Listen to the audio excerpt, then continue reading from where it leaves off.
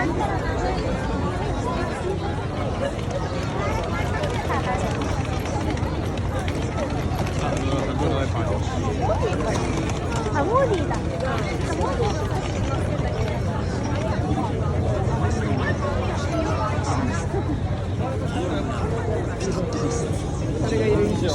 मलको सबैभन्दा ठुलो जेब्रा क्रसिङ थाहा थियो? थाहा छ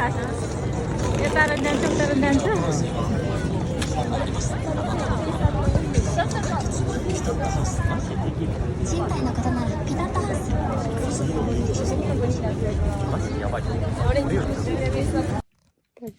पैसा गर्दै 500